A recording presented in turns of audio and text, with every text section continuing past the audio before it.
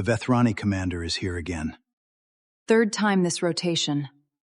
Same damage pattern? Different location every time, but she always requests you. Dax Callum had been a field suit engineer at Sanctuary 7 for 6 years, which was long enough to have developed opinions about battle damage patterns and short enough that the work still interested him. The Sanctuary 7 Engineering and Care Division serviced the Coalition's active combat units, field armor, tactical suits, the layered integrated systems that kept soldiers functional in environments that would otherwise end them.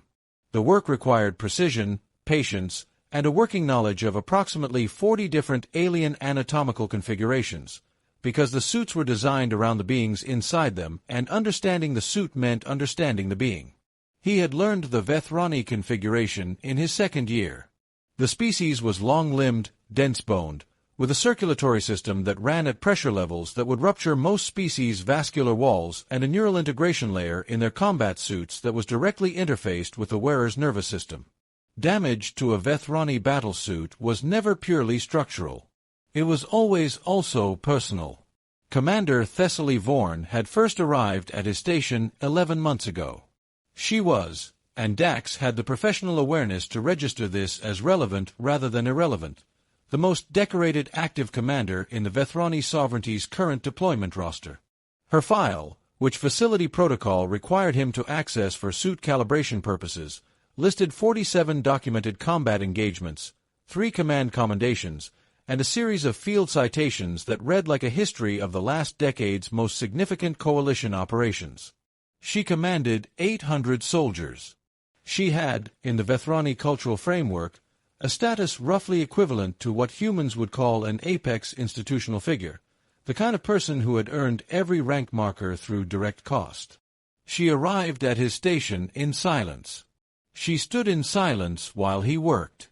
She left in silence when the repair was complete.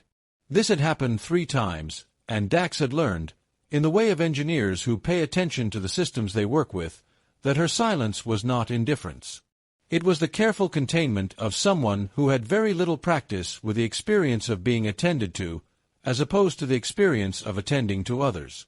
On the 4th visit, the damage was at the right forearm plating, a stress fracture in the outer layer that had propagated through to the neural integration mesh beneath. The kind of damage that, in field conditions, would have been producing low-level nerve feedback directly into her system for however long she'd been operating with it unrepaired. He looked at the damage assessment on his diagnostic display. Looked at her. Looked back at the display. How long has this been running? No accusation in the question, just the professional inquiry of someone who needs information to calibrate the repair correctly.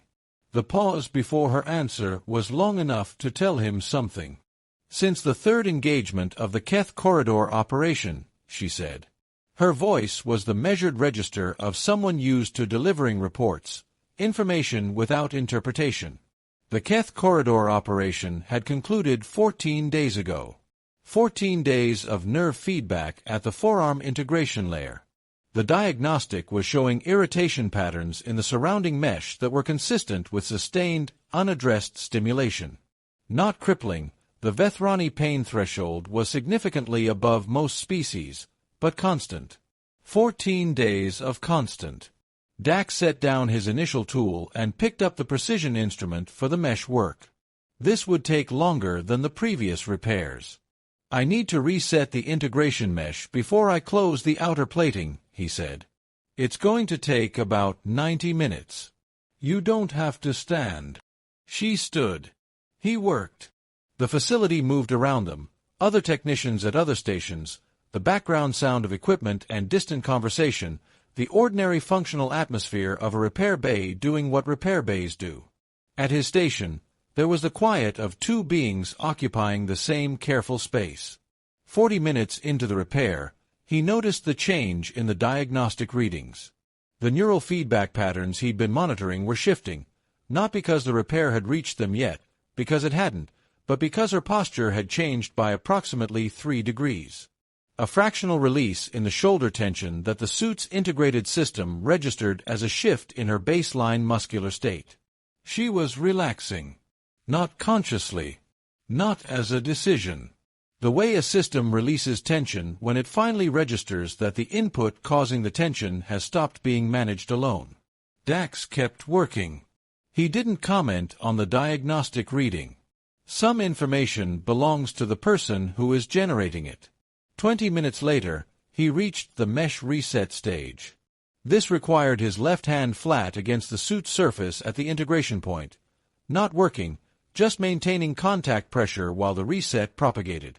His right hand held the calibration tool at the outer layer. The suit's amber repair glow had been his companion through the 90 minutes of work, the warm response of a neural integrated system receiving careful attention. He had learned, in 6 years, that the glow was not decorative. It was the suit's feedback loop registering quality of contact. It responded to the work the way the suit's wearer responded, not with words, but with information. The reset completed. He brought both hands back to the final plating closure. Then he saw the tear. A single track, moving slowly down her pale blue cheek. Not from grief, not from pain. The diagnostic would have shown pain amplification, and it was showing the opposite. The relaxation patterns had continued to deepen throughout the repair. Whatever had produced the tear was not distress. He recognized it as the specific physiological response that humans called being moved, the body's involuntary acknowledgement of something the mind has been keeping carefully managed. He continued closing the plating. He did not draw attention to it. He did not pretend not to have seen it. When the repair was complete, he ran the final diagnostic. Clean, all systems nominal, the mesh reset successful, the nerve feedback ended, and stepped back with the quiet of someone who has finished work they are satisfied with. Full function restored, he said. The mesh will stabilize over the next 48 hours. If there's any residual feedback sensation, don't operate through it. Thessaly looked at him. The pale violet eyes were steady, the same composure they always carried, but the single track on her cheek had not been entirely absorbed by it, and she made no move to address it. "You have repaired my suit 4 times, she said. "You have never asked about the damage." "The damage tells me what I need to know for the repair," he said. "What caused it is your information." The pause that followed was different from the pauses that had preceded it in 11 months of visits. Not the silence of someone withholding, the silence of someone deciding to give. "The Keth corridor," she said carefully. "The forearm damage. I sustained it pulling a junior officer from a collapsing position. I did not report it for repair because reporting it would have required me to reduce operational status, and my